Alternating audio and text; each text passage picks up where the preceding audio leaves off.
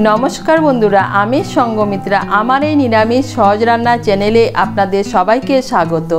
আজ আমি রান্না করছি মৌরি লাউ। আপনারা নিরামিষের দিনে খুব সহজেই বানিয়ে নিতে পারেন এই রেসিপিটি। আপনাদের যদি এই রেসিপিটি ভালো লাগে তাহলে লাইক এবং শেয়ার করবেন, আর রেসিপিটি কেমন হয়েছে কমেন্ট করে জানাবেন। আরও নতুন নতুন নিরামিষ রেসিপি পাওয়ার জন্য চ্যানেলটিকে সাবস্ক্রাইব করে পাশে থাকবেন।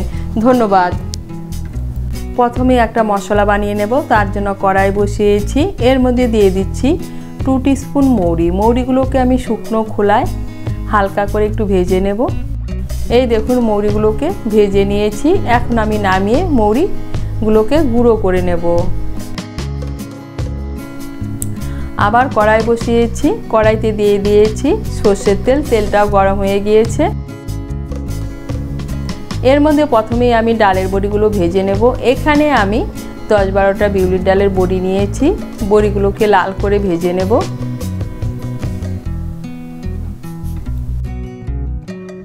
এই দেখুন বড়িগুলোকে লাল করে ভেজে নিয়েছি। এখন আমি বড়িগুলোকে তুলে নিচ্ছি।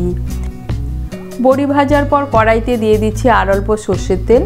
এখন এর মধ্যে দিয়ে দিচ্ছি 1/4 টিস্পুন কালো জিরে আর একটা কাঁচা লঙ্কা। ফোড়নটা দিয়ে একটু নাড়াচাড়া করে নিয়ে এর মধ্যে দিয়ে দিচ্ছি কেটে রাখা লাউ। এখানে আমি একটা মাঝারি সাইজের লাউয়ের হাফ লাউ ঝিরিঝিরি করে কেটে নিয়েছি।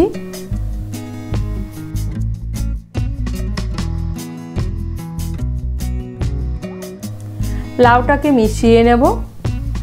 মিশিয়ে নিয়ে আঁচটাকে মিডিয়াম করে 3-4 মিনিটের জন্য ঢেকে দেব।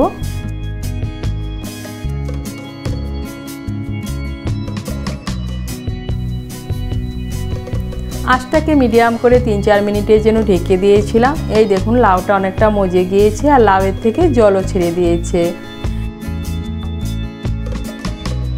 এখন এর মধ্যে দিয়ে দিচ্ছি স্বাদ মতো নুন, দিয়ে দিচ্ছি 1/2 টিস্পুন হলুদ গুঁড়ো আর চিড়ে রাখা কাঁচা লঙ্কা।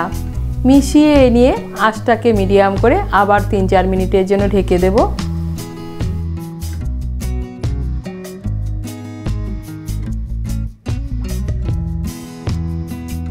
আঁচটাকে মিডিয়াম করে আবার 3-4 মিনিটের জন্য ঢেকে দিয়েছিলাম।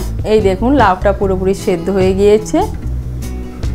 এখন এর মধ্যে দিয়ে দিচ্ছি ভেজে রাখা ডালের বড়ি, দিয়ে দিচ্ছি 1 চামচ ভাজা মৌরি গুঁড়ো। মিশিয়ে নেব। মিশিয়ে নিয়ে লাউয়ের জলটা শুকিয়ে যাওয়া পর্যন্ত রান্না করে নেব। এই দেখুন লাউয়ের জলটা শুকিয়ে গিয়েছে আর বড়িগুলো নরমও হয়ে গিয়েছে। এখন এর মধ্যে দিয়ে দিচ্ছি অল্প ধনেপাতা কুচি। ধনেপাতা কুচিটাকে মিশিয়ে নেব। মিশিয়ে নিলেই তৈরি বিউলির ডালের বড়ি আর মৌরি দিয়ে নিরামিষ লাউ ঘন্ট। আপনারা নিরামিষের দিনে খুব সহজেই বানিয়ে নিতে পারেন এই রেসিপিটি। এটি খেতে কিন্তু অসাধারণ হয়। তৈরি হয়ে গেল বিউলির ডালের বড়ি আর মৌরি দিয়ে লাউ ঘন্ট।